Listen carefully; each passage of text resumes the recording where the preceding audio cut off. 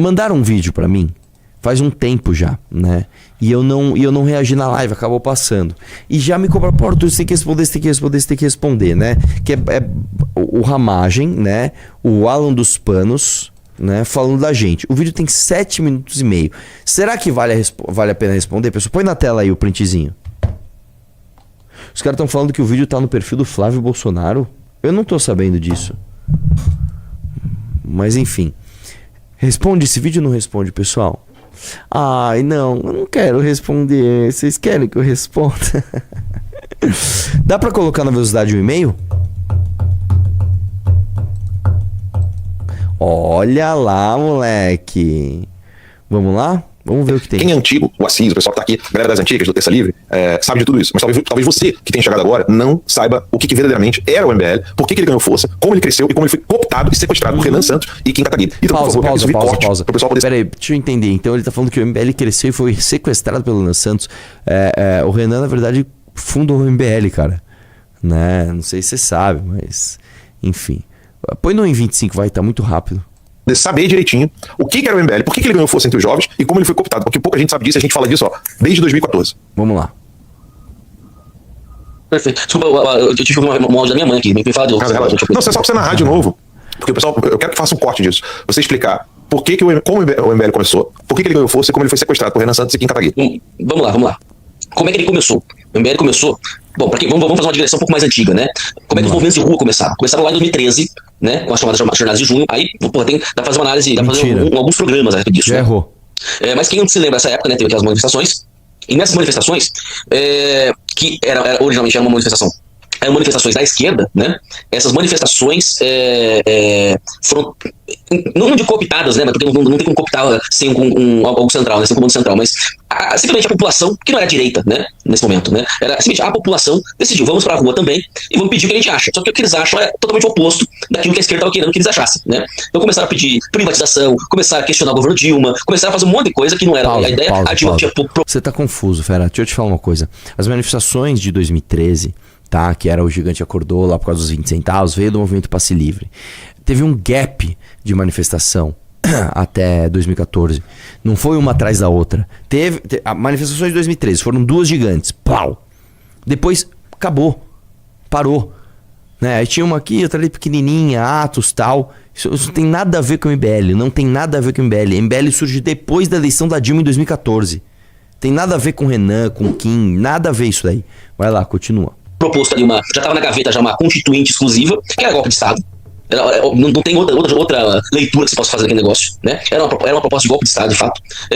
Viu que não foi pro lado que eu queria, já tirou essa história da constituinte para trás, e enfim, o resto, né? Muita gente não conhece, virou algo já tradicional da direita, ou na anti-esquerda, como você quiser, né? A coisa da massa estava meio amorfa ainda, né? Mas virou algo tradicional ir pra rua protestar, né?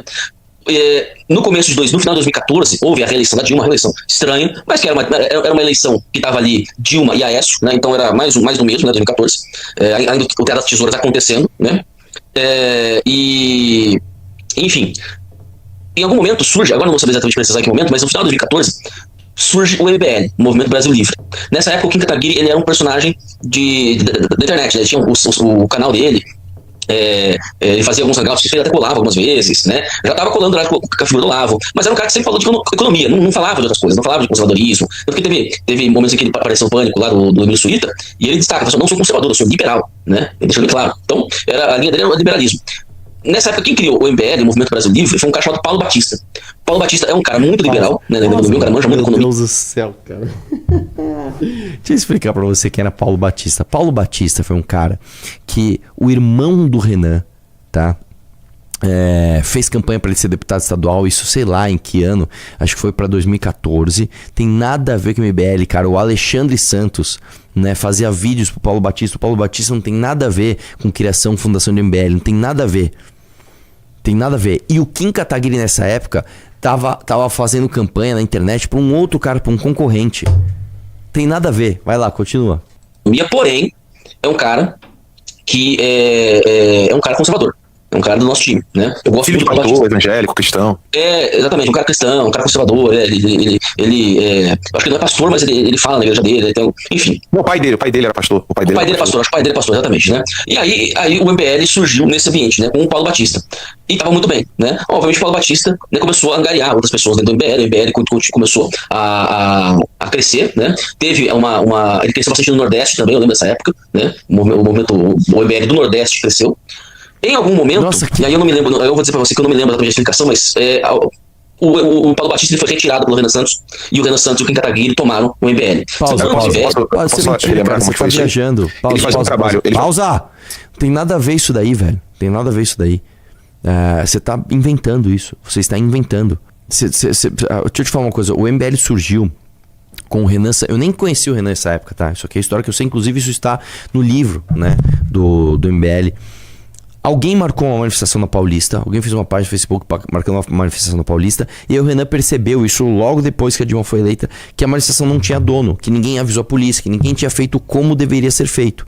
Aí o Renan Santos foi lá e pegou a manifestação e colocou o nome dele, tá? Então não tem nada a ver com o que você tá falando, cara. Você só inventou isso daí. Continua. Fazer um trabalho na periferia para ensinar jovens como criar pequenos negócios e lutar contra a força do Estado, ensinando sobre teoria de mercado, ensinando jovens o porquê que a economia liberal era tão boa. Só que o Paulo Batista fazia campanha pró-vida.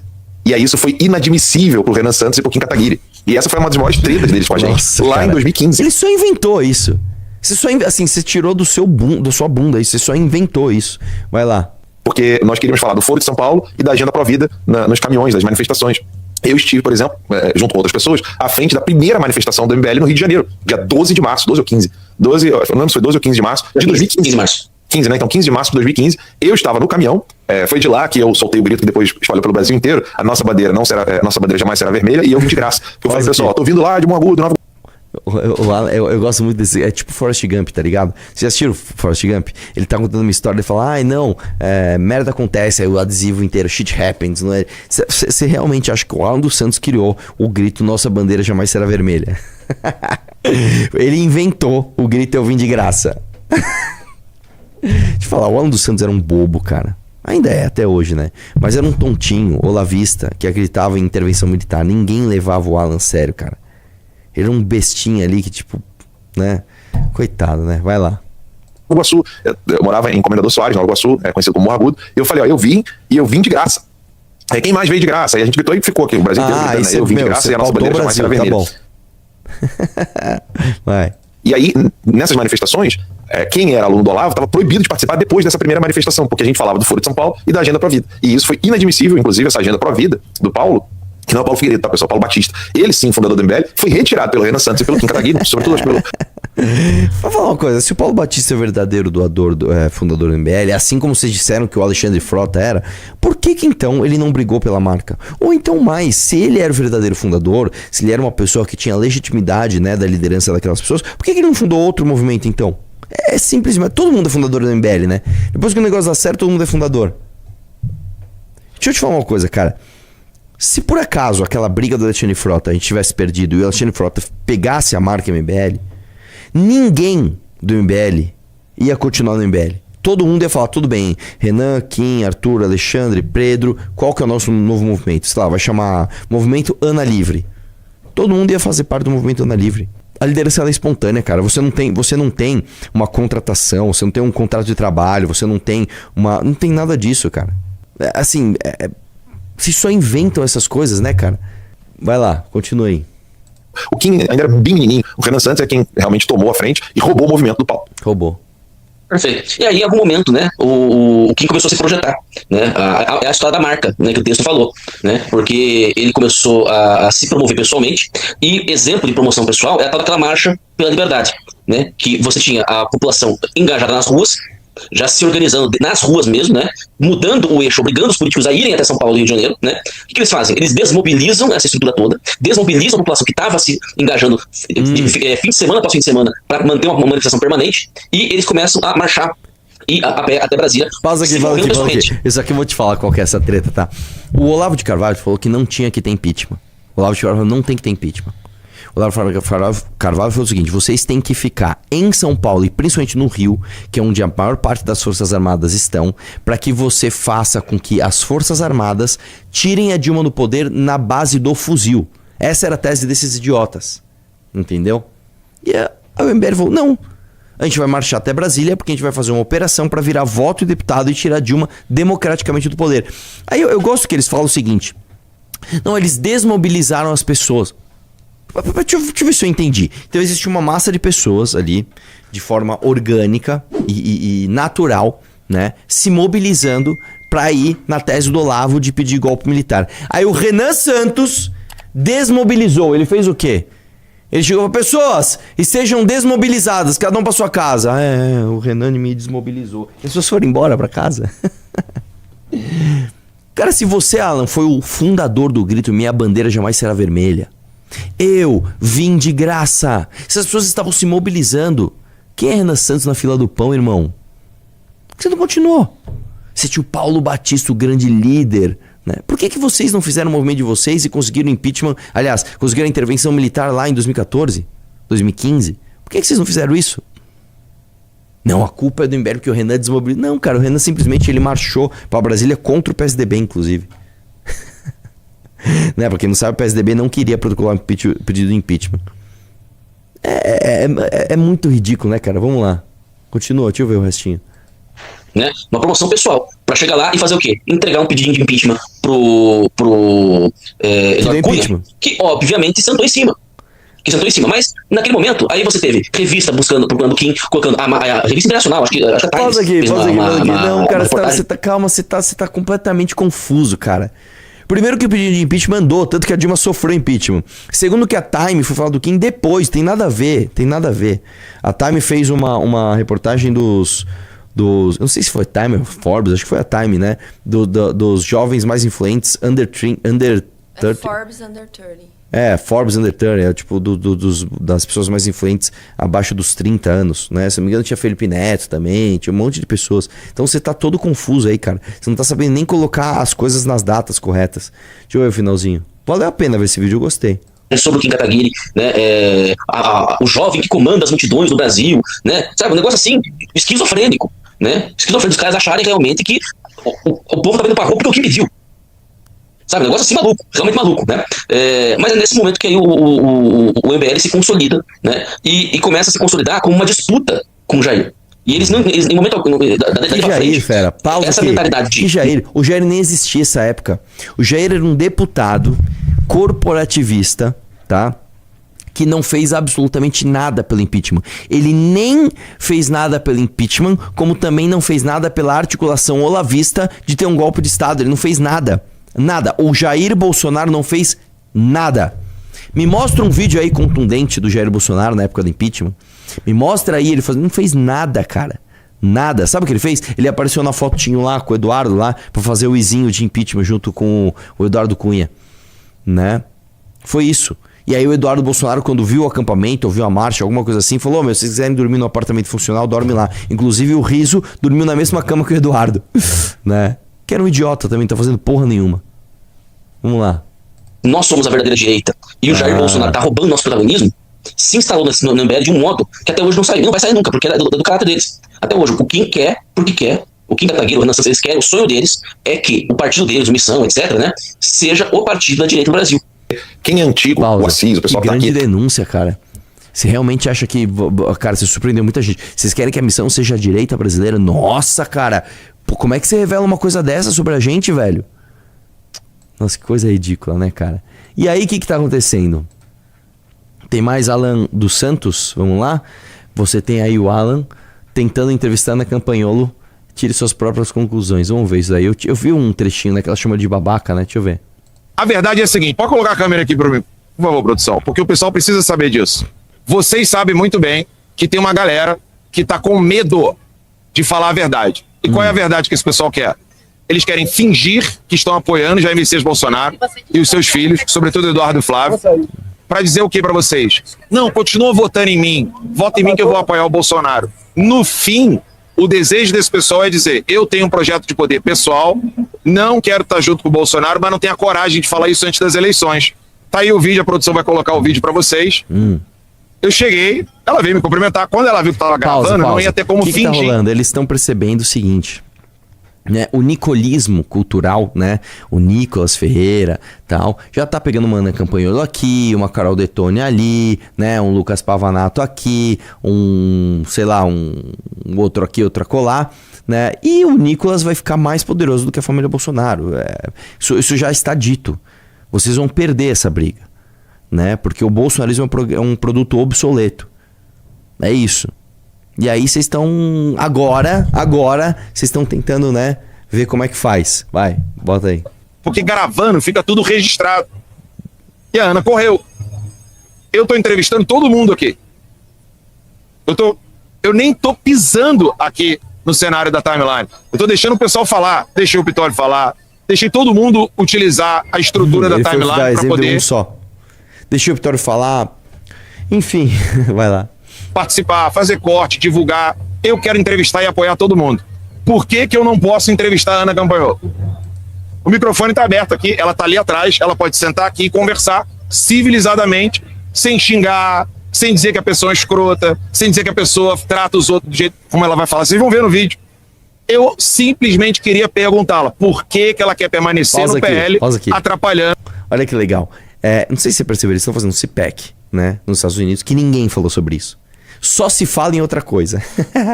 Os caras fizeram um evento nos Estados Unidos. Foi Flávio, foi Eduardo, foi Ana dos Santos, foi Ana Campanholo, foi todo mundo. E eles sequer conseguiram pautar alguma coisa na direita brasileira. Ninguém falou dessa merda. Aí o Alan dos Santos tá lá pagando jornalista com terninho azul, tal, fundinho, tal, brigando com...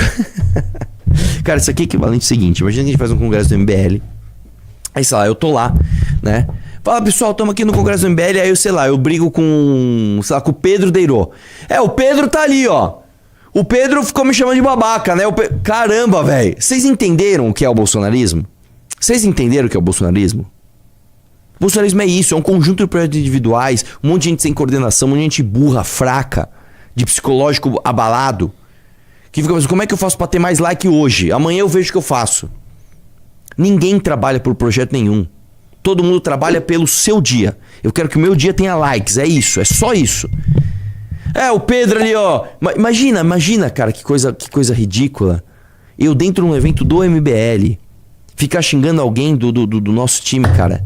Vocês entendem como esses caras são ridículos? E a gente, por isso que isso é importante.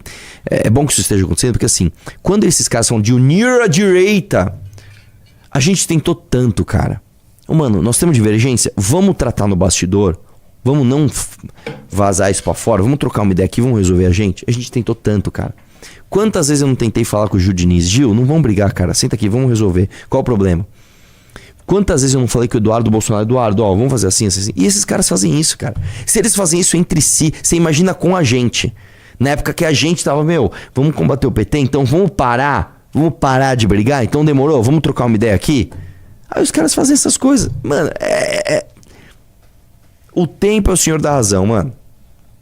Vai lá, volta lá. A candidatura do Carlos Bolsonaro. Produção. A produção vai colocar o vídeo aí.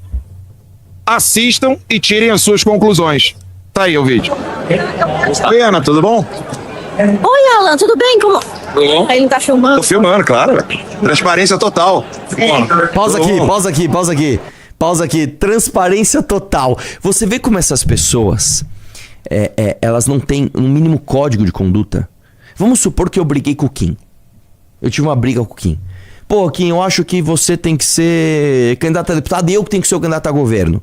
O Kim, não, eu que tenho que ser o candidato a governo, você tá inelegível, você fica de fora. Não, aí eu briguei com o Kim. Aí a gente tretou. Aí eu vou lá e faço um tweet. Porque o Kim Kataguiri... Mas você já ia falar, mano, Arthur, o que vocês estão fazendo, velho? Aí nós estamos no evento. Aí eu chego com o celular na cara do Kim. E aí, Kim, beleza? Aqui é transparência total. Você entende? Você consegue perceber a falsidade dessas pessoas ou não? Você entende como essas pessoas funcionam?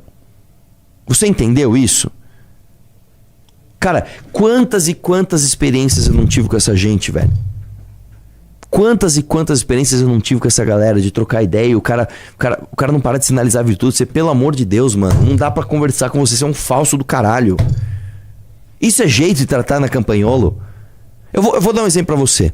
Eu cruzei com a Ana Campagnolo no Spectrum. Nós chegamos, eu não lembro qual foi. Foi o meu debate com os comunistas. O dela era antes ou depois do meu? Eu não lembro agora. Eu acho que era depois. O dela era depois, eu acho, eu não lembro. Eu cheguei lá, a Ana Campagnolo tava lá. Ô Ana, tudo bem? Ô, como é que tá? Tudo bem? E você? Beleza? Como é que tá? A gente é de times diferentes, cara. Nós somos de times diferentes. Se eu tô filmando, o que ia acontecer? Ela ia sair fora. Ela fala, pô, legal, protocolar e sair fora. Como eu não estava filmando, a gente teve uma interação. Né? Tem um camarim que fica todo mundo lá em cima. A gente subiu. Aí tava a minha equipe, a equipe dela. E aí conversamos normal. Ela falou alguma coisa do projeto do Kim, eu não lembro o que era, alguma coisa de algum projeto do Kim. A gente lembrou o dia que a gente se encontrou na Lesp, sei lá, em 2019, 18, sei lá. E nós trocamos ideia como dois seres humanos normais. Agora, o Alan dos Santos e a Ana Campagnolo, eles não conseguem fazer isso entre si, cara, porque o time é tóxico.